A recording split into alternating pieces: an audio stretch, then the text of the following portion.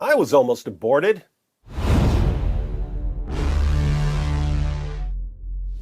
My mom got pregnant with me when she was 15. My dad was 17 at the time, and he was a drug dealer. So having an abortion, getting rid of this old lump of cells, would have been a pretty convenient move for both of them. My mom got pregnant again a year or two after she had me, and she had an abortion then. So they took out one of my siblings. My mom and her sister combined got pregnant 5 times when they were in their teens. They had 3 abortions, and me and my cousin Brandy. 40% survival rate for the original 5. My mom had another abortion when I was a teenager, another sibling gone, and then she had my 2 brothers. I'm glad my mom didn't abort me because I had some pretty dope stuff to do, as you're about to see in this very video. Now, the abortion debate usually centers around issues like when human personhood begins and what rights a woman has over what goes on in her own body. But as with most moral debates, I think about this in terms of imaging God and degrading the image of God. Let's read a quick passage from the opening chapter of the Bible, Genesis 1, verses 26 through 28. Then God said, "Let us make man in our image, after our likeness, and let them have dominion over the fish of the sea, and over the birds of the heavens, and over the livestock, and over all the earth, and over every creeping thing that creeps on the earth." So God created man in his own image. In the image of God he created him. Male and female he created them. And God blessed them. And God said to them, "Be fruitful and multiply, and fill the earth and subdue it, and have dominion over the fish of the sea, and over the birds of the heavens, and over every living thing that moves on the earth." Now, in my video, Norm Macdonald, The Image of God, we discussed what it means to be created in the image of God. The Bible never gives a clear explanation of what the phrase image of God means, but when we examine the main passage in Genesis 1, we see that it has something to do with 3 relationships: man's relationship with God, man's relationship with other human beings, and man's relationship with nature. Human beings, both male and female, can image God in these relationships. In another video, Mark Zuckerberg, The Image of God, we saw another important component of the doctrine drawn from the larger context of Genesis 1. The passage about man being created in God's image is immediately preceded by God creating the universe. God creates, God creates, God creates, God creates, God creates, God creates, and then God creates man in his image after his likeness. One possible implication of the passage in context is that man is supposed to image God in creating, like when we make epic videos. But now we're going to look at another way human beings image God, namely in producing children. In Genesis chapter 5 we read, "This is the book of the generations of Adam. When God created man, he made him in the likeness of God. Male and female he created them, and he blessed them and named them man when they were created. When Adam had lived 130 years, he fathered a son in his own likeness, after his image, and named him Seth." God created man in his likeness. Then Adam fathered a son in his own likeness, after his image. I've seen a lot of people claim that when the Bible says Adam fathered a son in his own likeness, it means that Adam's offspring were no longer the image of God because of sin and the fall. So Adam and Eve were created in the image of God, but they sinned, so their children were no longer the image of God.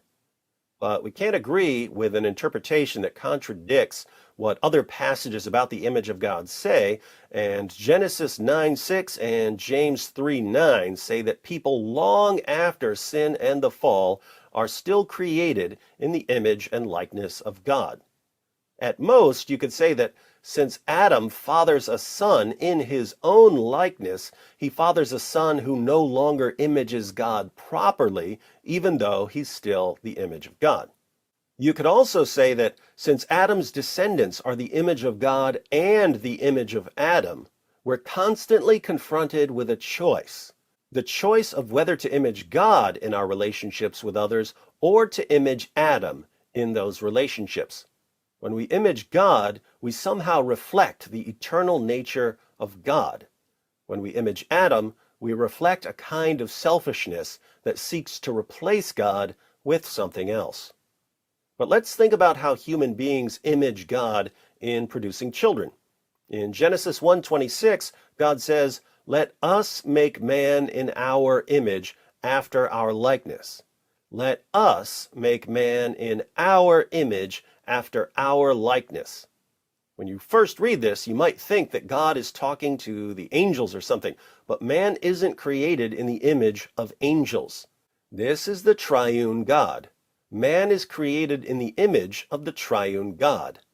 Based on this verse, some have claimed that God is telling us that each human being is a kind of trinity composed of body, soul, and spirit.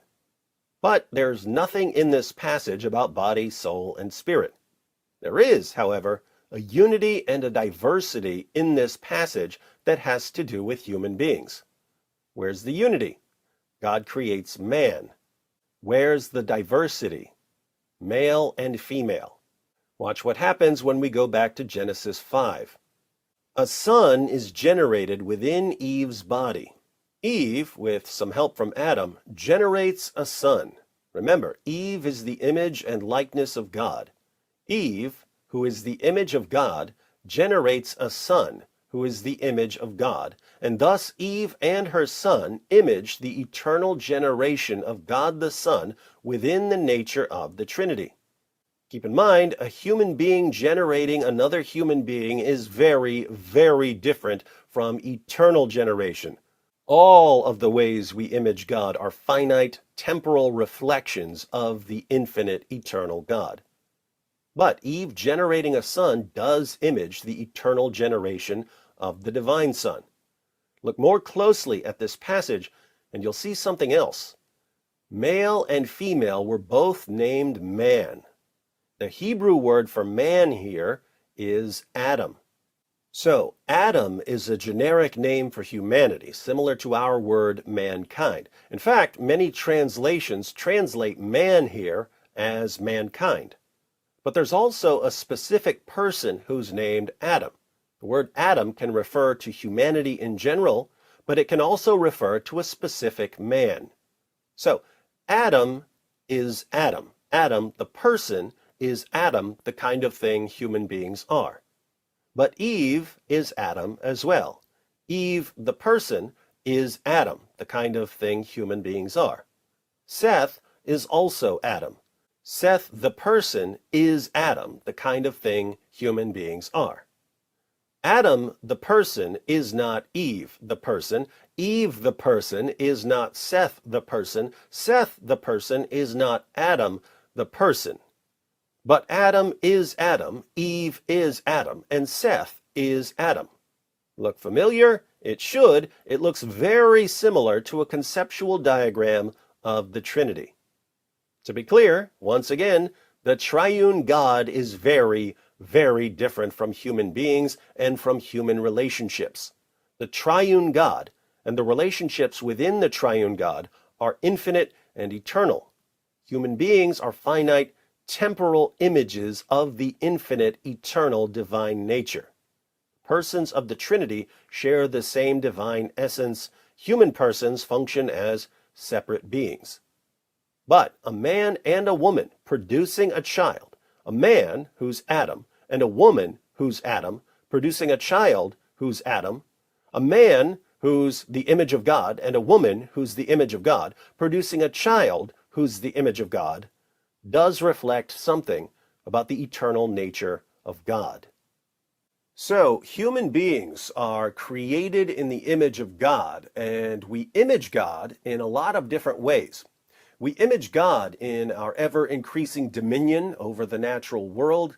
We image God in our relationships with other people. We image God in our love for the persons of the Trinity. We image God when we create things. We also image God when we produce children.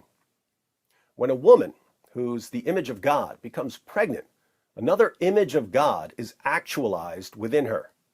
Before, there was only the potential to produce another image of God, the potential to image God by producing the image of God.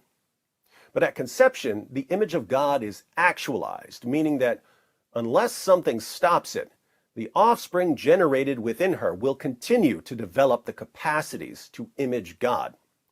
In generating an offspring, the woman images God by producing someone who is the image of God. In generating an offspring, the woman and her child image the eternal generation of the Son.